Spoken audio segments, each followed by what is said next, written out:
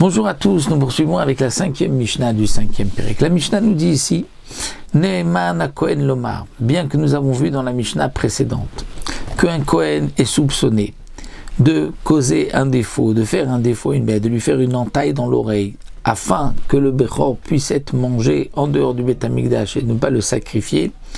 Et donc, comme nous avons vu qu'il y avait une interdiction de faire un défaut et que si on a transgressé, qu'on a fait un défaut à un Bechor, on ne pourra pas l'égorger sur ce défaut-là, et que si on a égorgé, on ne pourra pas manger la viande, c'est un knas midera banan.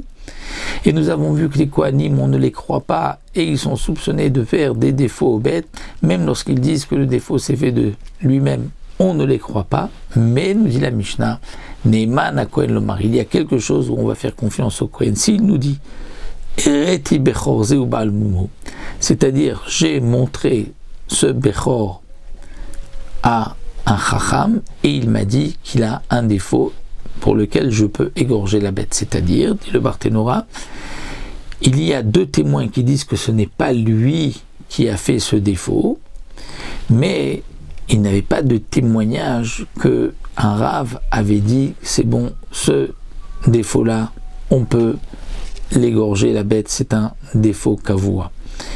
Donc le Kohen est effectivement soupçonné de faire un défaut à un Bechor pour pouvoir le vendre, pour pouvoir profiter comme une bête profane et non pas comme un korban, mais il n'est pas soupçonné de manger un korban qui n'a pas de défaut en dehors du Beth Amikdash et de dire sur un défaut provisoire que c'est un défaut fixe. Donc si le Kohen vient dire je l'ai montré à un Chacham et il m'a dit le défaut c'est un défaut auquel je peux égorger la bête et qu'il a des témoins que ce n'est pas lui qui a fait ce défaut à la bête, on lui fait confiance. Le Barthénora nous dit un Kohen qui lui est moumré, il pourra juger, dire ce défaut-là est un moum kavua et on peut le permettre. De même, un Kohen pourra dire ce Israël, ce Bechor-là, un Israël me l'a donné alors qu'il avait déjà un défaut. Parce que si le Kohen ment, ça c'est quelque chose qu'on pourra vérifier par la suite. Donc il aura peur de mentir, étant donné qu'on peut demander au Israël est-ce que tu l'avais donné alors qu'il y avait un défaut ou pas. Akol Ne'emanim, la Mishnah poursuit. Tout le monde est Ne'eman, c'est-à-dire que tout le monde peut témoigner al-moumé à Maaser, sur les défauts d'un Maaser. C'est-à-dire, le Maaser, nous avons vu que lorsque nous avons donc des bêtes qui sont nées cette année, on va prélever une bête sur 10. Cette bête-là devient donc Kadosh Korban Maaser et on devra la sacrifier au Beth Amikdash. Qui mangera la viande de cette bête? C'est le propriétaire, le Israël. Et si la bête a un défaut, eh bien, elle pourra être mangée par les propriétaires n'importe où. Ici, nous dit la Mishnah, tout le monde, Akol Manim, tout le monde est cru et digne de confiance pour les moumim d'un maaser, d'un korban maaser, lorsqu'on dit qu'il a un défaut. Donc les Kohanim aussi se doivent de prélever le maaser béma comme un Israël. Donc s'il y a eu un défaut dans la béma du maaser et qui n'a pas été fait volontairement, même le propriétaire, le Kohen peut dire il a été fait de lui-même, ce n'est pas moi qui l'ai fait, et donc on pourra lui faire confiance pour égorger la bête grâce à ce défaut-là. Quelle différence? C'est que, nous dit le Barthénora, le maaser, si vraiment je voulais lui enlever sa kedusha, j'aurais pu faire une entaille à toutes les 10 bêtes avant de les faire passer par la porte et avant de désigner l'une maaser. Si j'avais 10 bêtes qui ont des défauts, je vais ensuite, de cette manière, si la bête n'avait pas, avant d'avoir prélevé le maaser, il n'y a pas d'interdiction de faire un défaut, puisque ce n'est pas un korban. Donc si vraiment il avait voulu mentir, il aurait pu faire le défaut avant. Donc puisqu'il ne l'a pas fait, on lui fait confiance que c'est un défaut qui est arrivé de lui-même et on le croit pour cela.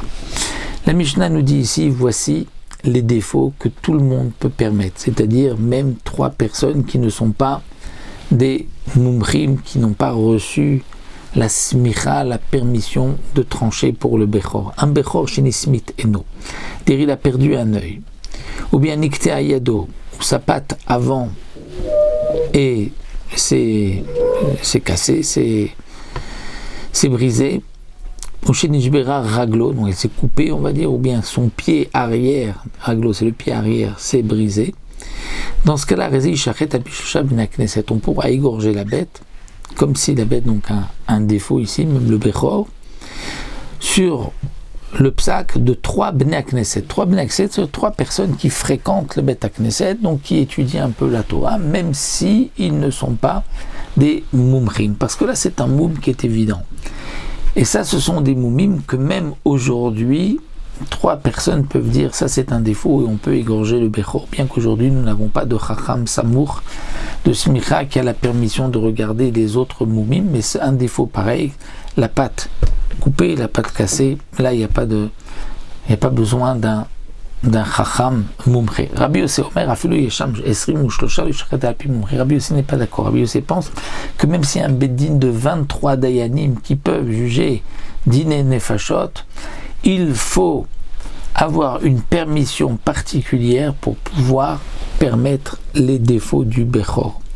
Et donc même si c'est un défaut évident, pour Rabbi Yossé, il faut uniquement un Moumré qui a reçu la permission, la Smicha et la permission de regarder les Bechorot. Mais la halakha est comme donc ce que nous avons vu, que même 3 Bnei Knesset suffit. Et ce qui est le din aujourd'hui, dont Shulchan Aruch nous parle avec quoi on peut permettre aujourd'hui un Bechor. En général, on essaye de ne pas arriver à cette situation aujourd'hui où on va faire une association avant la naissance du Bechor, une association avec un non-juif d'une partie de la bête, comme nous l'avons vu au départ. On va lui faire une acquisition dans le Bechor ou dans la mer, afin qu'il n'y ait pas d'obligation de Bechor. Sinon, puisque nous n'avons pas de Beth Amikdash, nous avons un problème, c'est que le Bechor ne pourra pas être égorgé, et il faudra le garder et faire attention, ne pas le faire travailler, ne pas prendre sa laine, ne pas le tondre. Donc le mieux c'est de faire une association avant, afin qu'il n'y ait pas de problème de Bechor et de takala, d'une embûche à cause de ce Bechor là.